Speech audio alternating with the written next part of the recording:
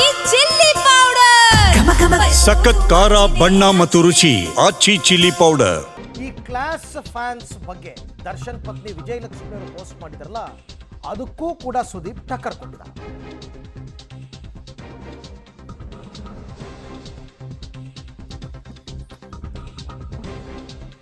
So Vijayalakshmi ಅವ್ರಿಗೇನೋ ಕೆಟ್ಟ message ಮಾಡಿದ್ರು ಅನ್ನೋ ಕಾರಣಕ್ಕೋಸ್ಕರ ಈ ಕ್ಲಾಸ್ ಫ್ಯಾನ್ಸ್ ಮಾಡ್ತಿರೋದು ನೋಡಿ ಹೇಗಿದೆ ಅಂತ ಅಂದ್ಬಿಟ್ಟು ದರ್ಶನ್ ಪತ್ನಿ ವಿಜಯಲಕ್ಷ್ಮಿ ಪೋಸ್ಟ್ ಮಾಡಿದ್ರು. ಅದಕ್ಕೆ ಇವಾಗ ಸುದೀಪ್ ಟಕ್ಕರ್ ಕೊಟ್ಟಿದ್ದಾರೆ. ನಾನು ಕಪಾಳಕ್ಕೆ ಹೊಡೆಸ್ಕೊಳ್ಳುವಷ್ಟು ಒಳ್ಳೆಯವನಲ್ಲ. ಪ್ರೀತಿಯಿಂದ ತಾಯಿ ಹೊಡೆಯೋದು ಬೇರೆ, ಪಕ್ಕದ ಮನೆಯವ್ರು ಹೊಡೆಯೋದು ಬೇರೆ. ಪಕ್ಕದ ಮನೆಯವ್ರಿಗೂ ಒಲವಿರುತ್ತಲ್ಲ. ಆದರೆ ನಾನು ಜಗಳ ಮಾಡೋದಕ್ಕೆ ಇಂಡಸ್ಟ್ರಿಗೆ ಬಂದಿಲ್ಲ. ನನ್ನ ಕೆಲಸನೇ ಬೇರೆ. ನಾನು ಯಾಕೆ ಇದಕ್ಕೆಲ್ಲ ಈ ವಿಚಾರಗಳಿಗೆ ಜಗಳ ಮಾಡ್ಕೊಂಡು ಕೂತ್ಕೋಬೇಕು ಅನ್ನೋ ರೀತಿಯಲ್ಲಿ ಸುದೀಪ್ ಅವರು ಇವತ್ತು ಮಾತನಾಡಿದ್ದಾರೆ. ಅದರಲ್ಲಿರುತ್ತೆ. ಇದ್ರ ಬಗ್ಗೆ ನಿಮ್ಮ ಒಪಿನಿಯನ್? ನೀವು ಕಪಾಳ ಕೊಡಿದ್ರೆ ಒಡಿಸ್ಕೊಳ್ಳೋಷ್ಟು ಪರವಾಗಿಲ್ಲ. ಪ್ರೀತಿಯಿಂದ ತಾಯಿ ಹೊಡೆದಿದ್ದು ಏಟುಗಳು ಬೇರೆ ಆಗುತ್ತೆ, ಪಕ್ಕದ ಮನೆಯವ್ರು ಹೊಡೆಯೋ ಏಟುಗಳು ಬೇರೆ ಆಗ್ತದೆ.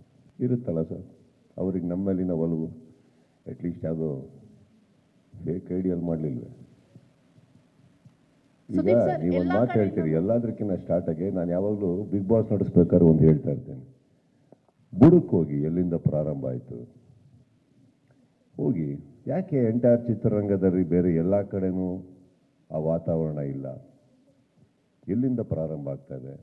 ಈಗ ಯಾವುದೇ ತಗೊಳ್ಳಿ ಸರ್, ನಿಮ್ಮಲ್ಲಿ ಇಷ್ಟು ಚಾನಲ್ಗಳು ಕೂತಿದ್ದೀರಿ ಎಲ್ಲರೂ ಎದುರುಗಡೆ, ಕರೆಕ್ಟ್. ಈಗ ಯಾವುದೋ ಒಂದು ಪರ್ಟಿಕ್ಯುಲರ್ ಚಾನಲ್ಗೆ ನಾವು ಸ್ವಲ್ಪ ರಫ್ ಆಗಿದ್ದು ಏನೇನೋ ಮಾತಾಡಿಕೊಂಡು ನಿಮ್ಮಗಳಿಗೆ ನೋವು ಉಂಟಾಗುವಂಥದ್ದು ಏನಾದ್ರು ಮಾಡಿದಾಗ ನೀವು ಪ್ರತಿಕ್ರಿಯೆ ಕೊಡ್ತೀರೋ ಕೊಡಲ್ವೋ? ಪ್ರತಿಕ್ರಿಯೆ ಕೊಡಬೇಕಾದ್ರೆ ನಿಮ್ಮ ತಲೆಯಲ್ಲಿ ಏನಿರುತ್ತೆ ಹೇಳಿ? ಪ್ರಾರಂಭ ನೀವು ಮಾಡಿಲ್ಲ ಸರ್. ಹಾಗನ್ಬಿಟ್ಟು ಇದನ್ನೆಲ್ಲ ನಾನು ಎಂಡೋರ್ಸ್ ಮಾಡ್ತೀನಿ ಅಂತಲ್ಲ. ಫಸ್ಟ್ ಆಫ್ ಆಲ್ ನಾನು ಚಿತ್ರರಂಗಕ್ಕೆ ಬಂದಿದ್ದೆ ಇದು ಯಾವುದು ಗಲಾಟೆಗಳು ಮಾಡ್ಕೊಳಕ್ಕಲ್ಲ ಸರ್. ಮೇಕಪ್ ಹಾಕಿ ಸಿನಿಮಾ ಮಾಡಿ ನಗ್ಸೋಕ್ಕೆ, ಖುಷಿಯಾಗಿರೋಕ್ಕೆ, ನಾವು ಜೀವನದಲ್ಲಿ ಏನೋ ಮಾಡಿದ್ದೀವಿ, ಒಂದು ಸಕ್ಸಸ್ಫುಲ್ ಆಗಿದ್ದೀವಿ ಅಂತ ಅನ್ನಿಸ್ಕೊಳಕ್ಕೆ sir. This is not what I came in the industry for, but that doesn't make me a weak man. I will stand up for what is right. ಹಾಗಂತ ನಾವು ಇದು ಕೇಳಿಸುತ್ತೆ ಪ್ರತಿ ಸಲ ಎಲ್ಲ ಅಭಿಮಾನಿಗಳಲ್ಲಿ ಕೇಳ್ಕೊಂಡಿದ್ದಕ್ಕೆ ಗೊತ್ತಿಲ್ವಾ? ಎಷ್ಟೋ ಸತಿ ಹೇಳಿದ್ದೀವಿ, ನಮಗೂ ಯಾರಿಗೂ ಯುದ್ಧ ಪದ್ದಾಗಿದ್ದಾವಲ್ಲ ಏನೂ ಬರೋದಿಲ್ಲ. ನಾವು ಯಾವತ್ತಾದ್ರೂ ಮಾಡ್ಕೊಂಡು ಕೂತವ್ರಲ್ಲ. ಯಾರು ನಮ್ಮ ಕಡೆಯಿಂದ ತಪ್ಪಾದಾಗ ನಾವು ಅಟ್ಲೀಸ್ಟ್ ಓಪನ್ನ ಮುಂದೆ ಬಂದು ಹೇಳಿದ್ದೀವಿ ಮಾಡಬೇಡಿ ಕೆಲವು ಅಂತ. ಅದರಲ್ಲೇನಿದೆ? So I don't want to touch that part at all. ಇವತ್ತು ನನಗೆ ಕರ್ನಾಟಕದಲ್ಲಿ ಎಷ್ಟೋ ಕಡೆ ನಿಮ್ಮಿಂದನೂ ಆಗಲಿ ಇನ್ನೊಂದು ಕಡೆಯಿಂದನೂ ಆಗಲಿ ಗೌರವ, ಮರ್ಯಾದೆ, ಪ್ರೀತಿ ಸಿಗ್ತಾ ಇದೆ ಅಂದರೆ ಸರ್ ನಾನು ಆ ಥರ ನಡ್ಕೊಂಡಿದ್ದೀನಿ ತಾನೆ.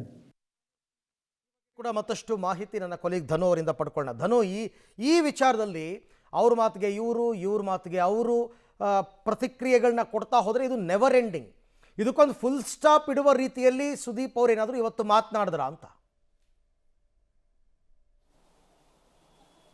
ಎಸ್ ಅರವಿಂದ್, ಈಗಾಗಲೇ ಏನಂದರೆ ನಟ ದರ್ಶನ್ ಪತ್ನಿ ವಿಜಯಲಕ್ಷ್ಮಿ ಅವರಿಗೆ ಸಾಕಷ್ಟು ಕೆಟ್ಟದಾಗಿ ಸೋಷಿಯಲ್ ಮೀಡಿಯಾದಲ್ಲಿ ಕಮೆಂಟ್ಗಳನ್ನು ಹಾಕ್ತಾ ಇದ್ರು. ಆ ನಿಟ್ಟಿನಲ್ಲಿ ಕಮಿಷನರ್ನ ಭೇಟಿ ಮಾಡಿ ದೂರನ್ನು ಕೂಡ ಸಲ್ಲಿಸಿದ್ರು.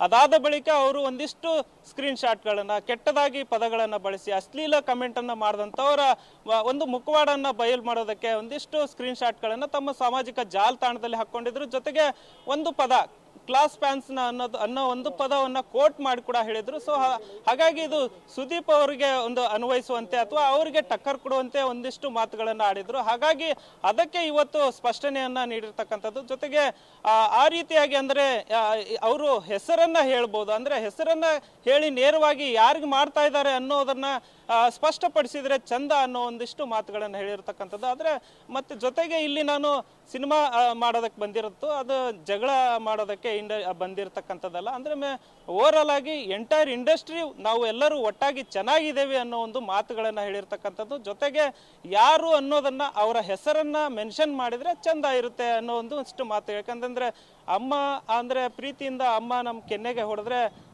ಹೊಡೆಸ್ಕೋಬೋದು, ಆದರೆ ಪಕ್ಕದ ಮನೆಯವರು ಅದೇ ರೀತಿ ಹೊಡೆದಾಗ ನಾನು ಅದನ್ನು ಸಹಿಸ್ಕೊಂಡು ಕೂರುವಂತಹ ವ್ಯಕ್ತಿ ನಾನು ಅಲ್ಲ ಅನ್ನೋ ಒಂದಿಷ್ಟು ಮಾತುಗಳನ್ನು ಈ ಮೂಲಕ ಹೇಳಿರ್ತಕ್ಕಂಥದ್ದು. ಈಗ ವಿಜಯಲಕ್ಷ್ಮಿ ಅವರು ಏನು ಒಂದು ಕೋಟ್ ಮಾಡಿ ಹೇಳಿದ್ರು ಅದಕ್ಕೆ ಒಂದು ಸ್ಪಷ್ಟನೆಯನ್ನು ಈಗ ಸುದೀಪ್ ಅವರು ನೀಡಿರ್ತಕ್ಕಂಥದ್ದು. ಅಂದರೆ ನೇರವಾಗಿ ಹೆಸರನ್ನು ಹೇಳಿ ಅಲ್ಲಿ ಬಳಸಿದರೆ, ಅಂದರೆ ಈ ಒಂದು ಈಗ ಸಾಮಾಜಿಕ ಜಾಲತಾಣದಲ್ಲಿ ಏನು ಕೆಟ್ಟ ಮೆಸೇಜ್ಗಳು ಬರ್ತವೆ, ಆ ಕ್ಲಾಸ್ ಏನು ಫ್ಯಾನ್ಸ್ಗಳಿದ್ದಾರೆ ಕ್ಲಾಸ್ ಏನು ಹೀರೋ ಇದ್ದಾರೆ ಅವರ ಒಂದು ಅಭಿಮಾನಿಗಳು ಅನ್ನೋದನ್ನ ಸ್ಪಷ್ಟಪಡಿಸಿದ್ರು. ಸೊ ಈ ಒಂದು ಫೇಕ್ ಐಡಿಗಳು ಕೂಡ ಈ ರೀತಿಯಾದಂಥ ಸಂದರ್ಭದಲ್ಲಿ ಫೇಕ್ ಐಡಿಗಳ ಮೂಲಕನೂ ಕೂಡ ಈ ರೀತಿಯಾಗಿ ಕೆಟ್ಟ ಮೆಸೇಜ್ ಅನ್ನ ಮಾಡಿರಬಹುದು ಅನ್ನೋ ಒಂದಿಷ್ಟು ಸ್ಪಷ್ಟನೆಯನ್ನ ನೀಡಿರ್ತಕ್ಕಂಥದ್ದು ಅರವಿಂದ್. ರೈಟ್, ಹಾಗೆ ಸಂಪರ್ಕದಲ್ಲಿರಿ ಧನು, ನಿಮ್ಮ ಜೊತೆ ಮತ್ತೆ ಮಾತನಾಡ್ತೀನಿ. ನೋಡಿ, ಸುದೀಪ್ ಆಗಲಿ ದರ್ಶನ್ ಆಗಲಿ ನೆನ್ನೆ ಮೊನ್ನೆ ಇಂಡಸ್ಟ್ರಿಗೆ ಬಂದವರಲ್ಲ. ಅವರೆಲ್ಲ 25-30 ವರ್ಷದಿಂದ ಇಂಡಸ್ಟ್ರಿನಲ್ಲಿ ಇರ್ತಕ್ಕಂಥವ್ರು. ಯಾವ ವಿವಾದವನ್ನು ಶಾಂತಗೊಳಿಸಬೇಕು, ಯಾವ ವಿವಾದವನ್ನು ತಣ್ಣಗೆ ಮಾಡಬೇಕು ಎಲ್ಲವೂ ಅವ್ರಿಗೆ ತುಂಬ ಚೆನ್ನಾಗಿ ಗೊತ್ತಿದೆ. ಅಂದರೆ ಅವ್ರು ಹೇಳೋ ಮಾತನ್ನು ಅಭಿಮಾನಿಗಳು ಕೇಳ್ತಾರೆ. ಹಾಗಾಗಿ ಇದನ್ನು ಮುಂದುವರಿಸಬಾರ್ದು ಅಂತಕ್ಕಂಥದ್ದು ಅಷ್ಟೇ ಇರ್ತಕ್ಕಂಥದ್ದು.